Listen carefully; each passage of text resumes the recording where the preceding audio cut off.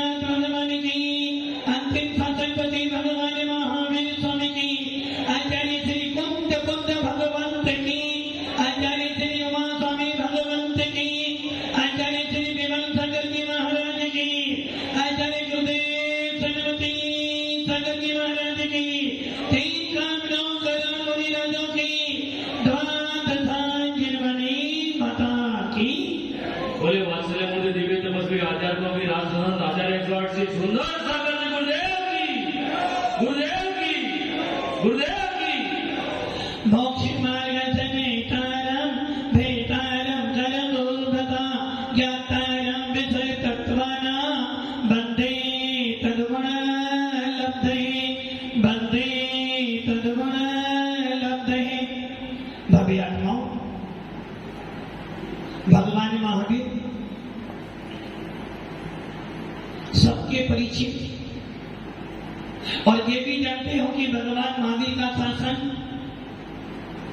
साधनों को जमा करने वाला नहीं है। वीतराग शासन साधना करने के लिए मिला है, साधनों को जमा करने के लिए नहीं मिला है। और यही कारण है कि हमारे जितने भी तीर्थंकर थे सबके सब राजा या राजकुमार थे, सबके घरों के अंदर अनाथ संपत्तियां थी। किंतु वो जानते थे कि जैन कुल जो मिला है, वीतराग जो शासन मिला है,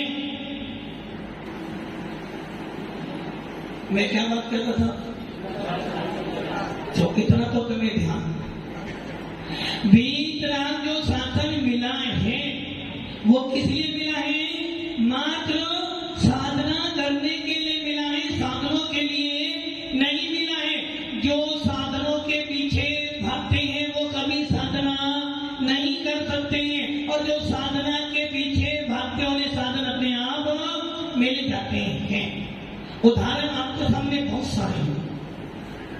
जिस मुनि राजों ने, जिन मुनि राजों ने साधनों के पीछे भागे हैं, उन मुनि राजों का सम्यक दर्शन छूटा है, मलिन हुआ है।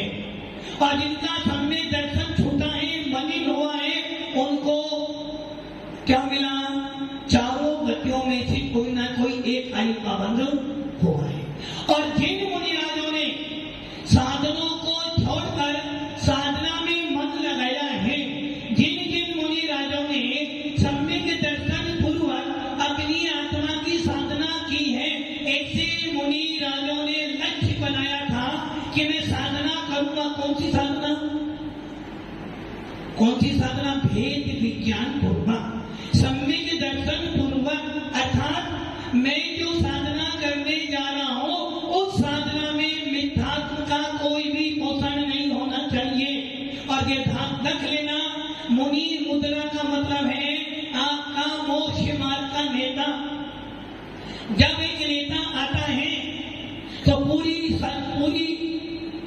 प्रजा, पूरा समुदाय उसको देखने जाता है, और उसका क्या भाषण होगा, वो क्या बोलेगा, उसके आधार पर उनका वोट बैलेंस चलता है। वैसे ही एक मुनिराज जब कोई जीव मुनि बनता है, उसके जीवन में सबसे पहली सीढ़ी होती है सम्यक दर्शन। यदि वो मुनि में दृष्टि है, जिसकी चर्चा कई दिनों से चली आ रही है। और ये चर्चा मात्र आपके लिए नहीं है, मुनि राजों के लिए भी है। मात्र श्रावक के लिए नहीं है, मुनि राजों के लिए भी है, श्रावक के लिए भी है। मात्र आत्मा रटने वालों के लिए नहीं है, और न ही क्रिया कांड करने वालों के लिए है। मंदिर में जाओ, आदि दो भगवान का अभिषेक कर लिया और एक भगवान रह गए तो दिन भर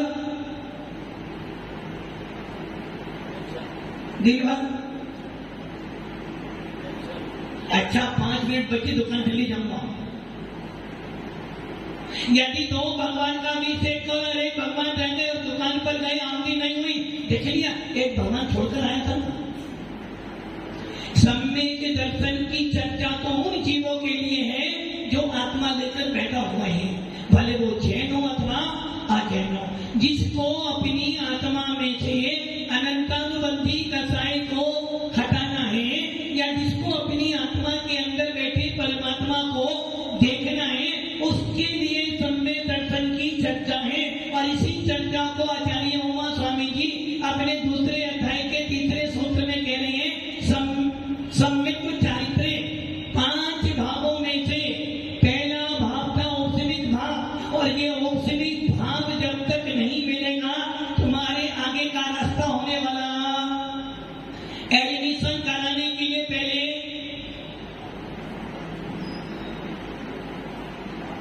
कहेंगी क्या करना पड़ेगा? फॉर्म भरना पड़ेगा।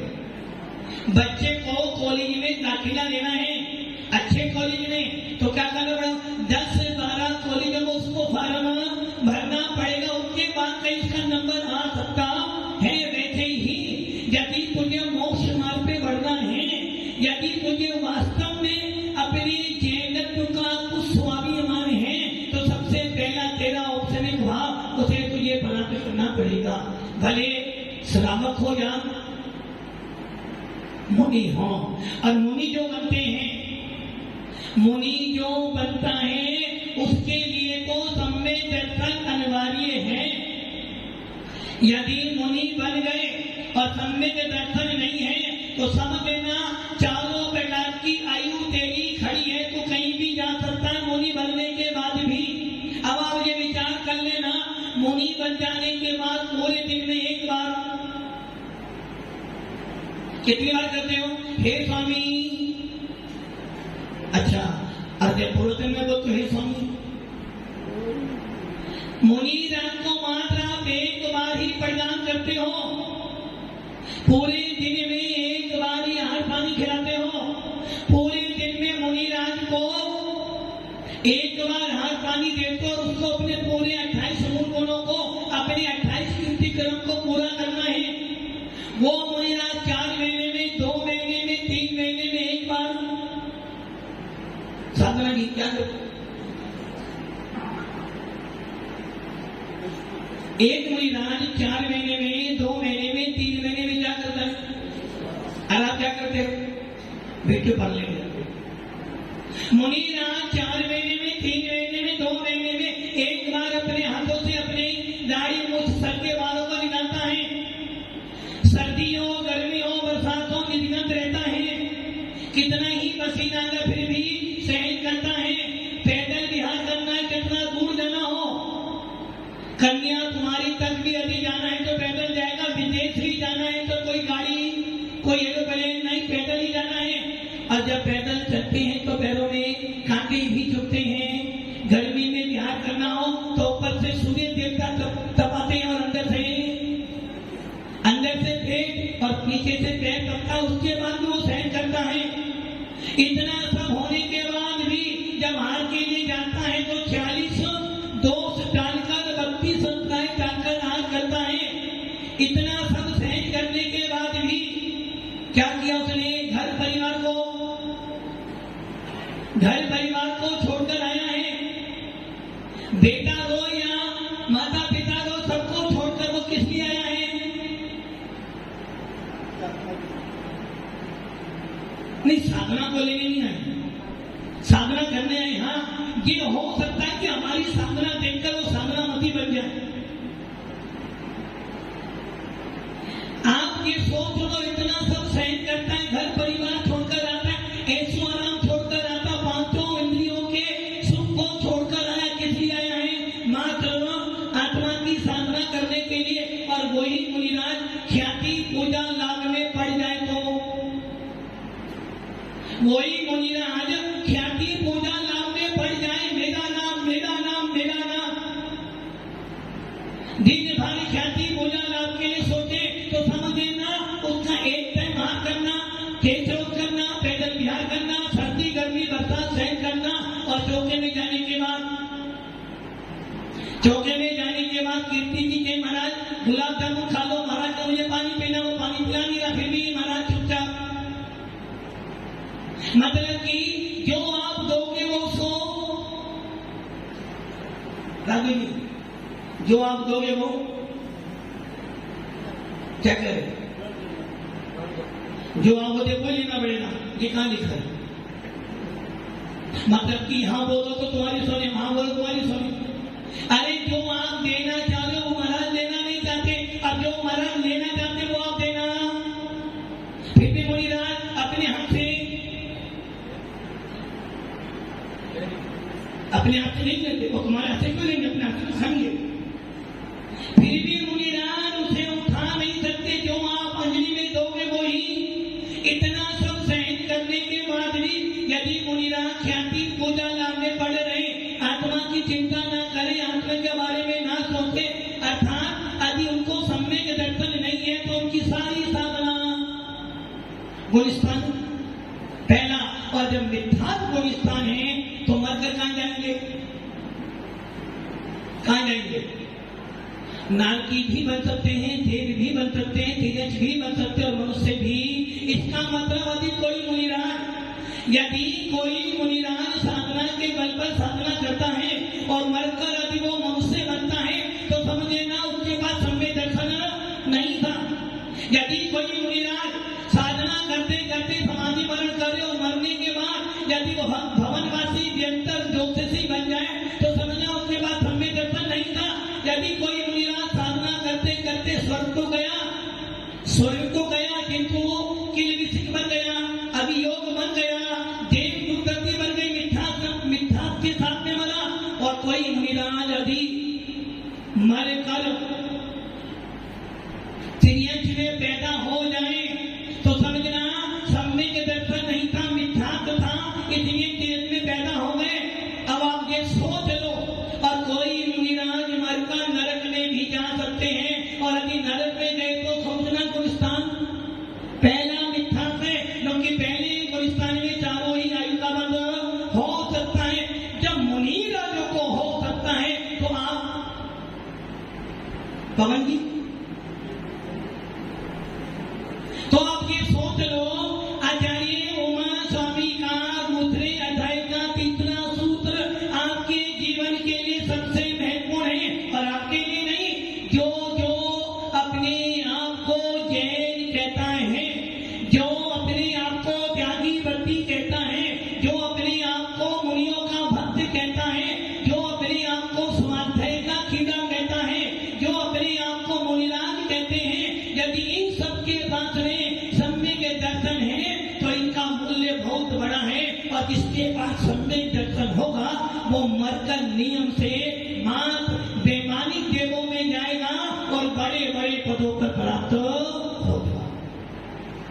और जो कि अब आप ये विचार कर लेना, जिनवाणी पढ़ने से, पूजा करने से, समय सार, नियम सार, प्रवचन सार सबको लिया, किंतु अंदर खोखला है तो समझ लेना आपको अभी सम्मत दर्शन नहीं है, वेद विज्ञान नहीं है, गुलिस्तान पहना है, और मरने के बाद कहां जाओगे? किसी भी आयु में जा सकते हो। जब मुनिराजों के लिए इतनी कठोर बात है तो अपने आत्मा आप लोग को। और ऐसा हो सकता है, ऐसा भी हो सकता है कि मुनिराज ने साधना करी, मुनि बना, 30 साल 50 साल साधना करता गुलिस्तान पहना था, किंतु मुनिराज को जैसे ही किसी का निमित्त मिला उसने एक क्षण में ही पहले से 7वें में छलांग मारी, समाधि मरण किया और बीमारी देवों में बैठा। आप क्या कह रहे थे? अरे ये महाराज जी तो कीर्ति जी जय महाराज जी तो क्या करें? जय महाराज जी हमें नहीं जमे। अरे तुम्हें नहीं जमे चल जाएगा, किंतु उस मुनिराज ने तुम्हारी बात सुन ली कि कीर्ति कह रहे थे हम जमे नहीं। उस मुनिराज ने आत्मा का ध्यान किया और सीधा पहले से 7वें गुलिस्तान में एक बोल पर कितने मिलते हैं? कितने? 6 या 7 भी मिल सकते हैं, 9 बोल का भी तो हो सकता है। जब एक बोल पे 7 रंग मिल सकते हैं तो एक मुनिराज पहले गुलिस्तान से एक समय में सीधे 7वें गुलिस्तान में आया और आप क्या कह रहे थे? जय महाराज हमें कीर्ति जी जय महाराज हमें नहीं जम रहे। तुम्हें तो जमे नहीं, तुम ये विचार कर ही रहे थे कि मुनिराज ने सीधा पहले से 7वें में आए और 7वें में आकर अपना ध्यान लगाया और मरण करके सीधा बेमानी देवों में इंद्र बनकर बैठ गया। अब तुम उसे जमाते रहो। इसे कहते हैं भावों की विचित्रता। ऐसे मुनिराज जब हम लोग बड़े बड़े शास्त्र पढ़ते हैं, सिद्धांत शास्त्र पढ़ते हैं, लब्धि शास्त्र पढ़ते हैं, जीव कांड कर्म कांड पढ़ते तो उसमें आता है ये जीव संख्यात असंख्यात बार नीचे गिरता है, असंख्यात बार ऊपर जाता है। मुनिराज ने आपके सामने उदाहरण था, वारिस है मुनिराज का उदाहरण सुना था अभी आपने। पुष्टदाल को मुनि बना दिया। पुष्टदाल को उसका दोस्त था और वो एक बार वारिस है हार करने अपने गांव में गए और उनको हार कराते कराते उनका जो दोस्त था वो देख रहा था कि ये हमारा मित्र है, ये मुनि बन गया है। और कहते ही महाराज का हाथ हुआ, उसने बोले महाराज बोले चल साथ में चल अपना कमंडल। अब कमंडल दे दिया तो भागने वाले को अब और ले भी जाओ ले जाओ, तुम्हें तुम्हारे काम का नहीं। अब वो मुनिराज के साथ साथ जा रहे हैं। मुनिराज कहते हम यहाँ खेलते थे, यहाँ बैठते थे, ये हमारा स्कूल था। बातें करा करा के कर मैं महाराज को छोड़कर वापिस आ जाऊंगा। सुनील जी बोल देना मैडम को, महाराज को छोड़कर वापिस आ जाऊंगा। बस चला जा रहा चला जा रहा चला जा रहा और जैसे ही जंगल आया घर दूर हो गया। और जब महाराज बोले अब कहाँ जाएगा, पहले मेरे पास ही तू भी महाराज बन जा। दे वो महाराज बन गया। महाराज तो बन गया, फिर तू मन में क्या था? पवन जी मन में कौन? पवन जी मन में कौन? नहीं आपके मन में कौन है? कौन बोला घरवाली? तुम्हारे मन में घरवाली नहीं है तो घरवाली होगी कोई। पवन जी के मन में होगी तो मन तो बार बार दिखती भाई मन में कौन है? मुनि ग्रह में बैठाएगा और मुनि ग्रह कौन है? सीधा हो। अब वो मुनि तो बन जाते तो चिंता बार बार मेरे बिना मेरी पत्नी क्या करती होगी, खाती होगी, बिचारी रोती होगी। बस यही चक्कर 12 साल तक। किंतु वारिस ने कुछ भी नहीं कहा और 12 साल के बाद उपाय लगाया और जब उसको लगा दे न जितना हीन हो इनकी 32 रानियां, इस वारिस मुनि की 32 रानियां और एक रानी मेरी रानी से सुंदर, और ये 32 छोड़कर आया और मैं अभागा। इतने बड़े पद को लेकर भी मुनि मुद्रा धारण करने के बाद भी मेरी तो एक ही रानी थी, इसकी 32 और मेरी वो भी कहानी थी, उसके प्रति मैंने मोह किया। तुरंत भाव बदले, पहले से 7वें में आया और मोक्ष मार्ग में लग गया। तो ये ध्यान रखना, सारा खेल आपके सम्य के दर्शन का है। सम्य के दर्शन मजबूत है तो थोड़ी भी साधना तुम्हें अनंत अनंत कर्मों की निजरा करा देगी। एक हिंदू साधु अभी कहानी सुन रहे थे धनपाल जी, होम थिएटर आ गए ना, कहां पर आ गए? सागवाड़। ये इच्छा नहीं हुई रिटायरमेंट होना ही ना, कहां से? कार्य क्षेत्र से ना, पक्का ना। कार्य क्षेत्र मतलब घर संभालना, ये कार्य क्षेत्र है। घर संभालना, पत्नी संभालना, बच्चे संभालना, ये सारा कार्य क्षेत्र। तो रिटायर हो रहे हो ना, किससे? घर के कार्य से रिटायर हो रहे हो ना। सबको दे दिया ना, उन्हीं को सब दे दिया। अब तुम कंगाल हो गए ना, और कंगाल व्यक्ति समाज में रहने का अधिकारी नहीं होता, उसके साधु समुदाय होता है। देखो हम लोग के पास हम कंगाल है, कुछ भी नहीं हमारे पास। धनपाल जी सही है ना? अब आपका रिटायरमेंट घर से हो चुका है, जिसका दिवालिया निकल जाता वो समाज में रहने का अधिकारी, और आपने अपना दिवालिया सब दे दिया। अब आपके पास जीरो बची है, और जिसके पास जीरो बचेगी वही मुनिराज बन सकता है। इसलिए हमारे आचार्य कहते हैं, जब आप मेरी भावना पढ़ते ना, विषयों की आशा नहीं जिनके सामने भाव बने रखते हैं, निज वर्गे निज साधन में जो। और इसी बात को आचार्य समर्थ गोस्वामी कहते हैं, विषयासांग सात्विको निराजंगो परिग्रह ज्ञान ध्यान तपोरस्ता तपस्वी का प्रशस्ते। अब आपके पास कुछ है नहीं, और जिनके पास कुछ नहीं होता वो ही आत्मा के अंदर प्रवेश कर सकते हैं। तो ये ध्यान रख लेना, उस बारी सैन में एकदम छलांग मारो, काम हो गया साधने में और मोक्ष मार्ग पे लग गया। इसलिए भव्य आत्मा ये ध्यान रखना, आचार्य उमा स्वामी का औपचारिक भाव आपके जीवन को निर्धारित करता है, आपके मोक्ष मार्ग को निर्धारित करता है, आपके भेद विज्ञान को निर्धारित करता है, आपका श्रोतापुर स्थान निर्धारित करता है। आचार्य कुल स्वामी ने रेंज सार लिखा, रेंज सार, वो रेंज सागर ये नहीं, रेंज सार। अर्थ में दो की चर्चा है, दो जनों की। एक चर्चा तो साधु का नाम सबसे पहले ध्यान रखेंगे। उस रेंज सार में सबसे पहले चर्चा की है शरावत की, आपकी एक अच्छा गृहस्थ कैसा होना चाहिए। अश्विनी क्या श्रावक हो, सोच समझकर बोला श्रावक हो। श्रावक उसे कहते हैं जिनकी दो प्रतिमा हो। बोले मेरे पास तो ज्यादा प्रतिमा, आदिनाथ से लेकर। श्रावक का अर्थ होता प्रतिमाधारी, श्रावक का अर्थ होता है जो मोक्ष मार्ग में बढ़ने की इच्छा रखे, और एक होता है गृहस्थ। गृहस्थ हो, सोच लो, गृहस्थ हो, दृष्टि तो हो, गृहस्थ हो, धैर्यांगी गृहस्थ हो, धैर्यांगी गृहस्थ हो। वकील साहब, बहुत दिनों के बाद कोर्ट में आपकी हाजिरी हुई है, गृहस्थ हो या श्रावक हो? क्या सोच रही है? अभी इतना सेंड जवाब, केस खाली हो जाएगा। तुम्हारा बोला गृहस्थ हो या श्रावक हो? हाँ, नागा वाले भैया कौन हो? गृहस्थ हो। गृहस्थ की परिभाषा, देव पूजा रूपा की स्वाध्याय सही मातपा दाना देती गृहस्था नाम सत्कर्माणी। जो प्रतिदिन देव पूजा करता हूँ, गुरु उपासना करता हूँ, जिनवानी पढ़ता हूँ, संयम करता हूँ, दान देता हूँ, अम्मी राजों को हाथ दान देता हूँ। डेली हाथ दान देते हो? डेली जब छुट्टी मिले जब दे दो।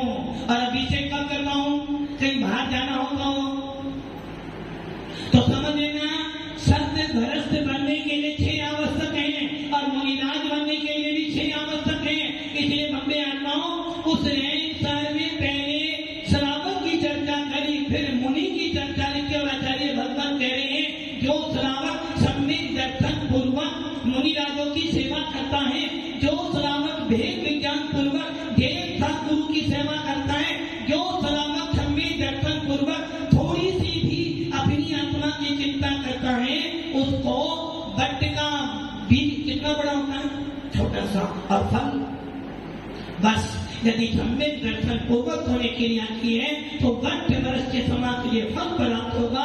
और मुनिराज यदि भेद विज्ञान पूर्वक, यदि मुनिराज सम्यक दर्शन पूर्वक, यदि मुनिराज भाव लिंग पूर्वक, यदि मुनिराज भेद विज्ञान पूर्वक थोड़ी भी साधना करते हैं, उस साधना के बल पर आज भी कुंद स्वामी अपने मोक्ष पाउड में लिख रहे हैं कि यदि मुनिराज भेद विज्ञान पूर्वक सम्यक दर्शन पूर्वक साधना करते हैं और निर्विकल्प समाधि मरण कर लेते हैं, तो आज भी एक भवातारी, कितने भवातारी? अर्थात आज का मुनि भी, पंचम काल का मुनि भी, यदि सम्यक दर्शन पूर्वक भेद विज्ञान पूर्वक समाधि मरण करता है। अच्छी तरह सुनना, अरे मैं ये बात क्यों कह रहा हूं आपको? आपके लिए औपचारिक भाव बहुत जरूरी है, आपके लिए औपचारिक सम्यक दर्शन बहुत जरूरी है।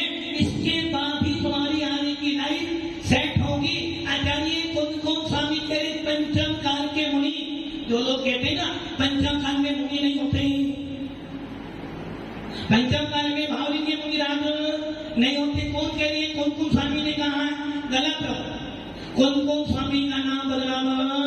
आप अपनी कसायों को पिष्टि पेशन करने के लिए कह रहे हो कि पंचम काल में भावलिंगी मुनिराज नहीं होते, पंचम काल में शुद्धोपयोगी मुनिराज नहीं होते। अरे पंचम काल में शुद्धोपयोगी मुनिराज भी होते हैं और भावलिंगी मुनिराज भी होते हैं। कौन स्वामी अपने मोक्ष भाव में कह रहे हैं जो मुनिराज आज का मुनिराज भी यदि भेद विज्ञान पूर्वक सम्यक दर्शन पूर्वक अनंतानुबंधी प्रत्याख्यान का साहित्य रहित होकर समाधि मरण करता है तो आज भी एक भवातारी अर्थात आज भी लोकांतिक देव हो सकता है। यहाँ से मतलब देव गति में जाएगा, बेमानी देवों में जाएगा, वहां से आएगा मनुष्य बनेगा मोक्ष में। इसलिए इसका अर्थ क्या हुआ? वो स्थान अपने को कौन सा करना है? अब चौथा निकला, साधना करना। बिना साधने के बिना मोक्ष मिलने वाला नहीं है। इसलिए आपके पास सबसे पहले चौथा को स्थान और चौथे से सातवें में जाना और आपका मोक्ष निर्धारित हो जाएगा। इसलिए मैं आपको संवेद दर्शन प्राप्त करें।